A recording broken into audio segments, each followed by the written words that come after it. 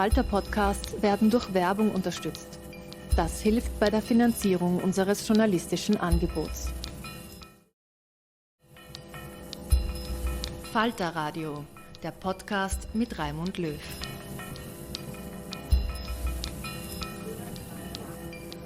Sehr herzlich willkommen im Falter-Radio. In dieser Sendung geht es um Digital Detox, also um digitale Entgiftung, indem man etwas tut, was für viele unmöglich erscheint, nämlich indem man das Handy weglegt und den Laptop nicht mehr aufmacht. Unser Leben wäre lebenswerter und unsere Aufmerksamkeitsspanne würde steigen. Das sagt der Journalist und Buchautor Johann Hari in seinem neuen Buch mit dem Titel Stolen Focus, das hohe Wellen schlägt. Digital Detox ist für Johann Hari kein Fremdwort. 3 Monate verbrachte er im amerikanischen Ferienort Cape Cod. Sein Handy und seinen Laptop ließ er in einem Bunker in Boston zurück. Zuerst hat das gut funktioniert, seine Tage entschleunigten sich, seine Konzentrationsfähigkeit war gesteigert, sein Stresslevel gesenkt. Doch es hat keine paar Monate gedauert, bis er wieder in der täglichen Routine zwischen YouTube, Twitter und Facebook gehangen ist. Und da hat er gemerkt, irgendetwas läuft hier schief. Hari ist 43, Schotte, er schrieb Bücher über Drogenpolitik und mentale Gesundheit, Artikel unter anderem für den Guardian. Nach seinen Erlebnissen auf Cape Cod beschloss er, ein Buch über unsere Aufmerksamkeitsspanne zu schreiben und darüber, wie sie uns gestohlen wird. Stolen Focus ist das Resultat. Sie hören in dieser Sendung von Johann Hari über die Absurditäten der digitalisierten Welt. Negativity Bias, der Negativitätsbias unserer Aufmerksamkeit, die durch schlechte Nachrichten leichter stimuliert wird als durch das Gute und Schöne, wird zum Geschäftsmodell der Internetkonzerne, sagt Johann Hari. Wir lernen einen neuen Begriff aus Amerika, Phone Jail. In Gesellschaften müssen alle manchmal ihr Handy in ein versperrtes Kastel legen. Meiner Kollegin Katharina Kropshofer berichtet Johann Hari über seine Erkenntnisse. Das Interview wurde auf Englisch geführt. For years, I'd felt my own attention getting worse and worse. You know, it felt like with each year that passed, things that require deep focus that are so important to me, like reading books, having proper long conversations, watching films, were getting more and more like running up a down escalator. Do you know what I mean? I could still do them, but they were getting harder and harder. And I thought, what's wrong with me? I don't have enough willpower. I'm not strong enough. Why aren't you strong enough to resist this temptation? And I actually learned in the process of writing the book that is totally the wrong way of thinking about it, right? That there are certainly things we can do as individuals, but the truth is this is an enormous crisis. The average American office worker now focuses on any one task for only 3 minutes. For every one child who was identified with serious attention problems, when I was 7 years old, there's now 100 children who've been identified with this problem. Dass wir uns nicht mehr konzentrieren können, hat wenig mit unserem Mangel an Disziplin zu tun. Es ist ein systemisches Problem. Um das zu beleuchten, begann sich Johann Hari auf die Suche nach Antworten zu machen. Reiste zu Forscherinnen und Forschern in Moskau, Miami, dem Silicon Valley. Gleich vorweg. Hari stand schon einmal in der Kritik. Man warf ihm vor, in seinen früheren Büchern wissenschaftliche Fakten etwas verkürzt dargestellt zu haben. Auch in Stolen Focus spitzt er manche Dinge etwas zu. Es fehlt an Langzeitstudien, um einige der Hypothesen mit Sicherheit belegen zu können.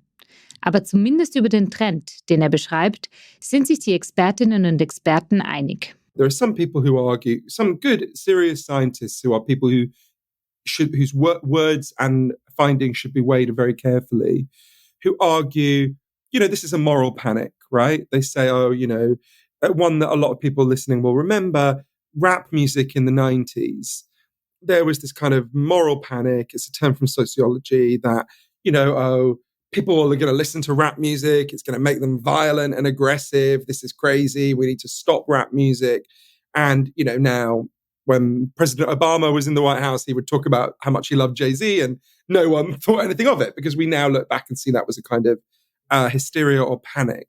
I think there's a better historical analogy for this. If you go back to the 1970s, the late 1970s, people start to warn about the obesity crisis, right? Obesity was hugely rising. In fact, it was incredibly low by contemporary standards. but it was hugely rising. And when people said, well, this seems to be a response to deep structural factors, we've built cities that it's impossible to walk and bike around in many parts of in the United States. It's not true in Vienna where you are, but the cities were getting much harder to walk and bike around pretty much everywhere. And what we ate was profoundly changing. The food industry had changed what we eat. We'd moved basically from mostly eating fresh food we prepared ourselves to mostly eating processed food. And people said, well, this has begun to cause a crisis. If the trends continue, the crisis will get worse and worse. And people said at the time, well, this is a moral panic. So we're not going to have a situation where half of Americans were overweight or obese. And actually, it turned out that the people warning in the late 1970s were entirely right. Similarly, the climate crisis. When people began to warn about the climate crisis in the 1970s, people said, this is a moral panic. People always say the roof is falling in. Here we are. If only we had listened then on obesity and the climate crisis and acted then, it would have been much easier to act then than it is now. And I became convinced by looking at the evidence, and a lot of the evidence we're going to discuss throughout this podcast, that this is less like rap music and more like the obesity crisis. Es gibt einen Satz, der beim Lesen von Johann Haris Buch besonders hängen bleibt. Unsere Gehirne sind ziemlich schlecht darin, mehrere Sachen gleichzeitig zu machen. Wir können also gar nicht multitasken, wie das viele Leute von sich selbst behaupten. Deswegen führt die Welt und wie sie momentan designt ist, zu ziemlichen Problemen. So I went to MIT, the Massachusetts Institute of Technology, to interview one of the leading neuroscientists in the world, an amazing man named Professor Earl Miller. And he said to me, look, you've got to understand one thing about the human brain more than anything else. You can only consciously think about one or two things at a time. That's it. This is a fundamental limitation of the human brain. The human brain has not changed significantly in 40,000 years. What's happened is we've fallen for a kind of mass delusion. The average teenager now believes they can follow 6 or 7 forms of media at the same time. What you do is you juggle very quickly between tasks. You're like, wait, Katharina, what did you just ask me? What's this message on Facebook? What does it say on WhatsApp? What does it say just happened on the TV? Wait, Katharina, what did you just ask me again? So we're constantly juggling in our heads. And that juggling comes with a really big cost. Hari spricht vom sogenannten Switch-Cost-Effekt. Versucht man mehr als eine Sache gleichzeitig zu machen, macht man die einzelnen Sachen weniger gut, macht mehr Fehler, erinnert sich an weniger, wird weniger kreativ. Auch dazu gibt es Studien. I'll give you an example of a very small study which is backed by a much wider body of evidence. Hewlett-Packard, the printer company, got a scientist in to study their workers. And he split the workers into 2 groups. And the first group was told, get on with your task, whatever it is, and you're not going to be interrupted. Just do whatever you've got to do. And the second group was told, get on with your task, whatever it is, and at the same time, you're going to have to answer a heavy load of email and phone calls. And at the end of it, so basically they were living how most of us live. At the end of it, the scientists were split into 2. At the end of it, the scientist tested the IQ of both groups. The group that had been not interrupted, sorry, I'll say that again. The group that had not been interrupted scored, on average, 10 IQ points higher than the group that had been interrupted. To give you a sense of how big that effect is, if you and me were sitting down together in Vienna now, Katharina, and we smoked a fat spliff together, our IQs would go down in the short term by 5 points. So in the short term, being chronically interrupted is twice as bad for your intelligence as getting stoned. Eine Gruppe, die das besonders trifft, sind Kinder und Jugendliche. Sie werden gezielt von Tech-Unternehmen angesprochen. Hari ist hier nicht unbetroffen. Sein Patenkind ist der eigentliche Grund, wieso er beschlossen hat, dieses Buch zu schreiben. My godson, when he was 9, developed this very brief and incredibly cute obsession with Elvis Presley. And what was really cute about it is he seemed to genuinely not know that impersonating Elvis had become a cheesy cliche. So I think he was the last person in the history of the world to do an entirely sincere impression of Elvis. He would run around singing Viva Las Vegas and Jailhouse Rock. And when I would tuck him into bed at night, he would get me to tell him the story of Elvis's life again and again. Obviously, I skipped over the bit at the end where he died on the toilet. And one night, I mentioned Graceland, where Elvis lived. And he looked at me very intensely and he said, Johann, will you take me to Graceland one day? And I said, sure, the way you do with 9-year-olds. Next week it'll be Legoland or whatever. And he looked at me and said, no, do you swear? Do you really swear one day you're going to take me to Graceland? And I said, I absolutely promise. And I didn't think of that moment again for 10 years until loads of things had gone wrong. He dropped out of school when he was 15. And by the time he was 19, he spent almost all his waking hours alternating between his iPad, his iPhone, his laptop. And his life was just this blur of WhatsApp, YouTube, porn. And it was almost like he was kind of whirring at the speed of Snapchat, where nothing still or serious could touch him. Das Leben seines Patenkindes bewegte sich in der Geschwindigkeit von Snapchat. Nichts konnte ihn ernsthaft berühren, alles wurde weitergewischt. Als die zwei also eines Tages in London gemeinsam auf dem Sofa saßen und sein 19-jähriger Patensohn wieder über dem Handy hing, schlug Hari vor, gemeinsam nach Graceland zu fahren. Graceland, das ist Elvis Presleys ehemaliges Anwesen in Memphis. Und so wollte er die Routine durchbrechen. Mit einer Bedingung. Sein Patenkind musste das Handy während des Roadtrips großteils weglegen. And when you get to Graceland in Memphis now, this is even before COVID, there's no person to show you around. What happens is you're handed an iPad, and the iPad shows you around. It says go left, go right. It tells every room you're in, it tells you about that room. And every room you go in, there's an image of that room on the iPad in front of you. So what happens is people just walk around Graceland staring at their iPads. And I'm looking at this, and it's really interesting to look at because people are literally not looking around them, right? Occasionally they'll look away from that screen to take out their phones, take a photo on that screen, then they'll put that screen away and look back at the original one. And we got to the jungle room that was Elvis's favorite room. It's got loads of fake plants in it. And I'll never forget them. There was a middle-aged Canadian couple next to us. And the man turned to his wife and he said, honey, this is amazing. Look, if you swipe left, you can see the jungle room to the left. And if you swipe right, you can see the jungle room to the right. And I laughed out loud because I thought he was kidding. And I turned and looked and they were just swiping back and forth. And I leaned over and I said, but hey, sir, there's an old-fashioned form of swiping you could do. It's called turning your head, because you realize we're in the jungle room. You don't have to look at it on the internet. It's literally all around you. And they looked at me like I was insane and backed out the room. And I turned to my godson to laugh about it. And he was standing in the corner staring at Snapchat because literally from the moment we landed, he couldn't stop. He just couldn't stop. And I went up to him. I did that thing that's never a good idea with teenagers. I tried to grab the phone out of his hand. And I said, look, I know you're afraid of missing out, but this is guaranteeing that you'll miss out. You're not present at your own life. And I found him that night at the Heartbreak Hotel up the road where we were staying, and he was sitting by the big guitar-shaped swimming pool. And I went up to him and I apologized for getting so angry. And he didn't look up. He carried on looking at Snapchat, but he said, I know something's really wrong, but I don't know what it is. And that's when I thought, I need to try to understand what's going on here. Junge Leute schlafen heute viel weniger als noch vor einem Jahrhundert. Ein Student im Durchschnitt so viel wie ein Soldat im Einsatz. Dabei braucht unser Hirn, vor allem während es sich noch entwickelt, ausreichend Schlaf. Und hier kommt Hari auch schon zum eigentlichen Kern seines Buches. Es sei kein Zufall, dass die jungen, aber auch ältere Leute ständig am Handy hängen und so auch unsere Konzentrationsfähigkeit sinkt. Tech-Unternehmen hätten es darauf ausgelegt, diese Aufmerksamkeit zu stehlen. Your attention didn't collapse.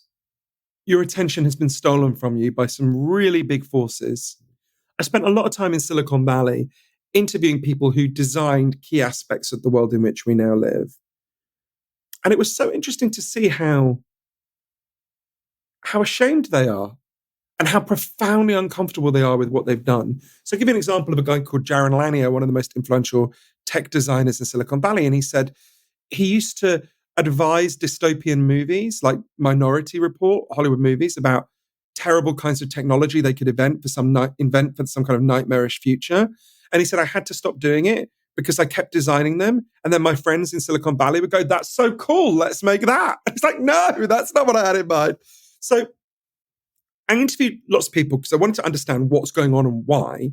And weirdly, what they told me was an incredibly simple story that was so simple, it actually took me quite a long time to understand it because I thought, well, it can't be this simple. So anyone listening, please don't do it for all the reasons I explained earlier. But if you opened TikTok, Facebook, Twitter, Instagram, any of the social media apps, mainstream ones now, those companies immediately begin to make money out of you in two ways. The first way is really obvious.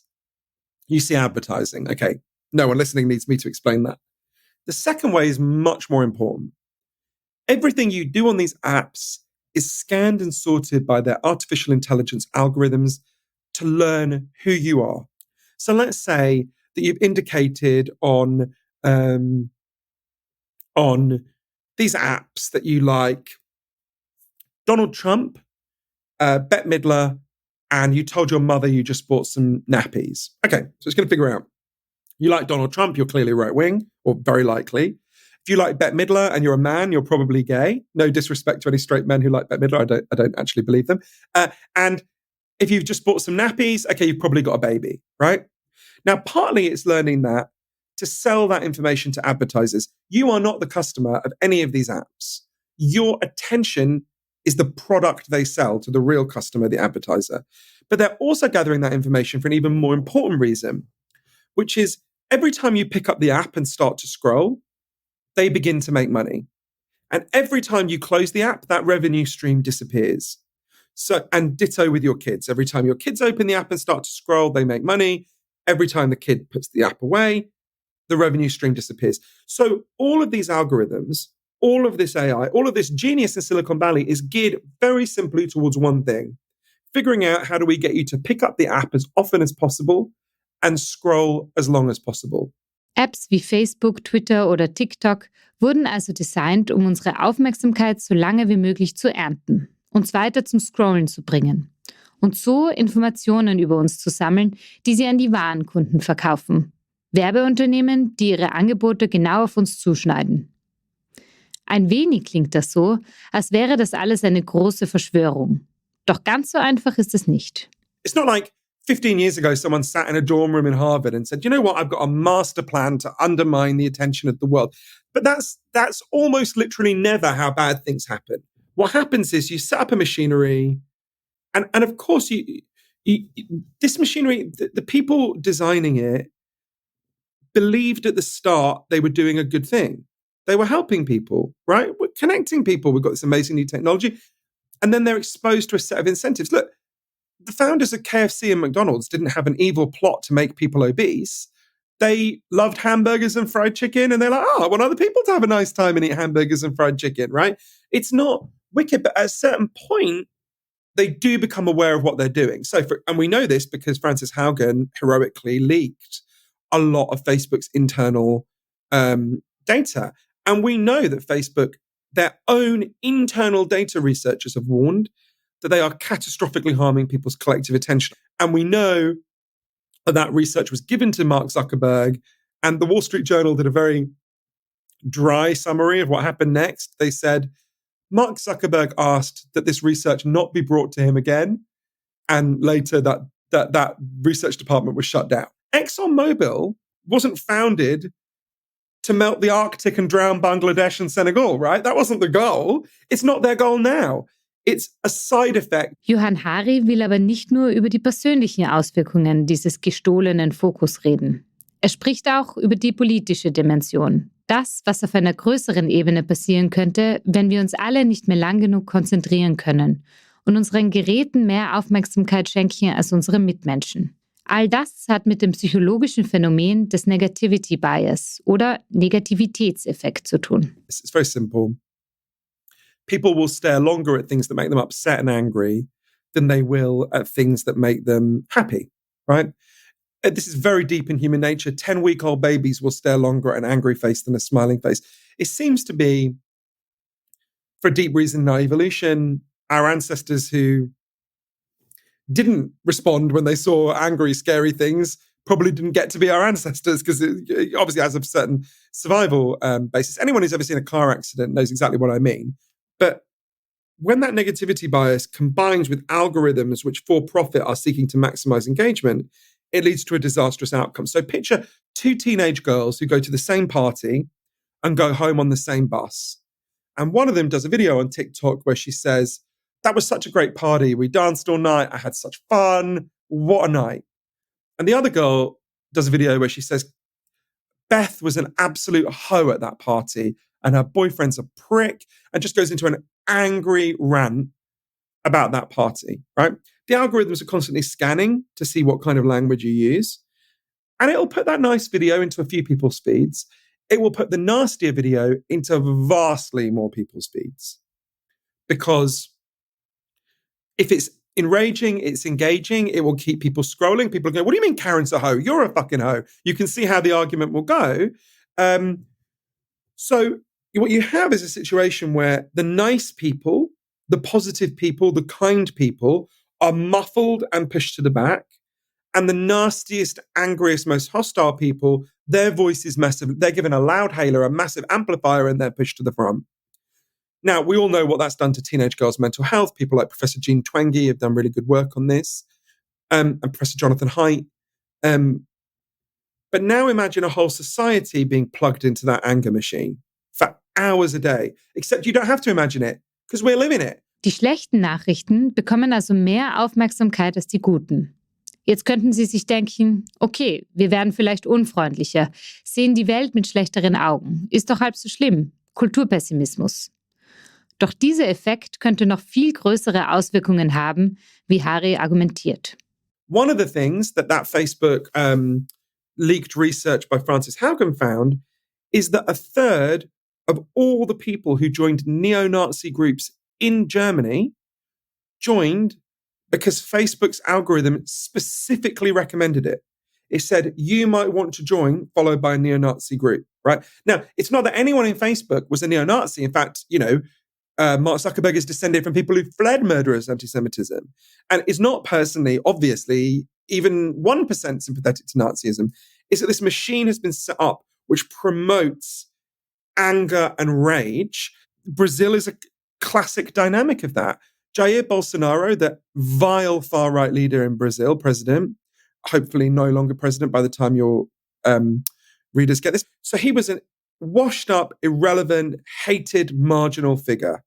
And what happened is the YouTube algorithm picked him up and saw that he got a lot of traffic and promoted him and promoted him and promoted him. It's not the only factor. Same thing happened with Facebook, YouTube, all the social media companies promoting Bolsonaro. That was such a big effect that the night Bolsonaro won in 2016, what did his supporters chant outside his election rally? Facebook, Facebook, Facebook, because they knew that these algorithms have massively boosted them. So I would argue there's many layers to attention. And, one of them, of course, there's individual attention and there's many different layers to that. But there's collective attention. And this is profoundly damaging our collective attention, our ability to think and solve problems. Viele können sich bestimmt erinnern. In den 1980ern machte die Nachricht die Runde, dass die Ozonschicht ein Loch bekam. Wissenschaftlerinnen und Wissenschaftler fanden heraus, dass das zu einem großen Teil auf die Chemikalien FCKWs zurückzuführen war, die etwa in Haarspraydosen vorhanden sind. Das Wissen verbreitete sich und Leute schafften es, Regierungen so unterschiedlich wie jene von Margaret Thatcher oder Michail Gorbatschow zu überzeugen, diese Substanzen zu verbieten. Heute heilt die Ozonschicht. Was würde aber passieren, wenn das Ozonproblem heute in einer Welt mit Twitter und Telegram aufkommen würde? We would have some people who say, how do we even know the ozone layer exists? How do we know the hole wasn't made by George Soros and the Jews? Right? All sorts of insane nonsense would begin to spread. We wouldn't be able to distinguish truth from lies and maintain our collective attention in a sustained way. I fear. Now, this can be fixed. We're not trapped in this world of rage and disillusion, but we do have to deal with this mechanism along with other political problems, or it's just going to continue and indeed get worse. All die Kritik an sozialen Medien beiseite, muss man trotzdem sagen, sie hat nicht nur zu mehr Dissens einer gespaltenen Gesellschaft geführt. Soziale Bewegungen wie der arabische Frühling mit Beginn 2010 konnten sich so erst formieren. Ist das nicht etwas, was gegen Haris These spricht? Social media helps to facilitate the formation of all sorts of progressive movements. Me Too. Think about my friend Raul Santiago in Rio, one of the poorest favelas in Rio, Complex de Alamau, who grew up in a favela where the police just murder people all the time. particularly young men, and set up a group called Papahetto that post videos of cell phone videos of the police murdering people, right? And this became a huge thing and roughly equivalent to Black Lives Matter in Brazil. But you've got that liberatory dynamic, which actually is inherent to social media. And then you have the toxic dynamic, which is driven more narrowly by the current business model for social media about the longer you scroll, the more money they make, which drives forces like Bolsonaroism, right? So it's not that there aren't liberatory aspects, there absolutely are. But it's hard. Well, if you've got a machine that's designed to promote anger, sometimes anger is righteous. Es sind also viele Probleme, die mit unserer gestohlenen Aufmerksamkeitsspanne zusammenhängen. Aber Hari ist sehr optimistisch, widmet sich zu einem großen Teil seines Buches auch Lösungen auf individueller und gesellschaftlicher Ebene. Zuerst, was kann jeder und jede von uns machen? There are loads of things that we can do as individuals to protect ourselves and our attention from the forces that are attacking them and protect our children from them. At home, I have something called a K-safe. It's a plastic safe. You take off the lid, you put in your phone, you put on the lid, you turn the dial at the top, and it will lock your phone away for anything between 5 minutes and a whole day, right? I won't sit down and watch a film with my boyfriend unless we both put our phones in the phone jail. I won't have my friends around for dinner unless everyone puts their phone in the phone jail. And it's difficult at first. But I would say to anyone reading your article, anyone listening to this podcast, think about anything you've ever achieved in your life that you're proud of. Whether it's starting a business, being a good parent, learning to play the guitar, whatever it is. That thing that you're proud of required a huge amount of sustained focus and attention. And the evidence shows when your ability to focus and pay attention breaks down, your ability to achieve your goals breaks down, your ability to solve your problems breaks down. As your attention gets worse, you feel worse about yourself because you, in fact, are less competent. And when you start to get your attention back, you regain a sense of competence. You're better able to achieve your goals and solve your problems. I'm passionately in favor of doing those individual things. I do them myself, with varying levels of success, but some of them with a lot of levels of success. People should do them. But I try to be really honest with people about this because I don't think most people talking about attention are leveling with people. At the moment, it's like someone is pouring itching powder over us all day and then leaning forward and going, oh, you should learn how to meditate. Then you wouldn't scratch so much. And you want to go, fuck off. I'll learn to meditate. That's really valuable. But you need to stop pouring this damn itching powder on me, right? Es reicht also nicht, individuelle Maßnahmen zu ergreifen, wenn das System, in das wir eingebettet sind, die Algorithmen hinter den sozialen Medien, die wir täglich benutzen, nicht verändert werden. Aber selbst hier gibt es Lösungsansätze. There's a model we can do with tech. Asa Raskin, who invented a key part of how most websites work, his dad, Jeff Raskin, invented the Apple Macintosh. He said what we have to do is ban the current business model. Just say that a model based on secretly tracking and surveilling people in order to hack and invade their attention and sell it to the highest bidder is just a fundamentally immoral model. So let's imagine we do that. And the next day I open Facebook. Would it just say, sorry, guys, we've all gone fishing? He said, of course not. What would happen is they'd have to move to a different business model. And almost everyone listening to this podcast will have experience of the two different business models. So one business model is subscription. Netflix, HBO, we all know how it works. You pay a small amount every month and you get access. The key thing is when they do that, all the incentives change at that point. At the moment, all the incentives for these companies are, how do we hack and invade Katharina's attention in order to sell it? Because you're not the customer. Like we talked about, you're the product they sell to the real customer, the advertisers. But if we've got a subscription model, suddenly you are the customer. It turns out Katharina feels good when she meets up with her friends offline rather than doom scrolling through their photos. Okay, let's design the app to maximize off-screen contact. The technology exists to do that. My friends in Silicon Valley could do that in a day, right? Could design that in a day. It exists. It's very easy to do. But the incentives have to be there. Or think about the second model, which literally everyone listening will have experience of. Before we had sewers, we had shit in the streets, we got cholera, it was awful.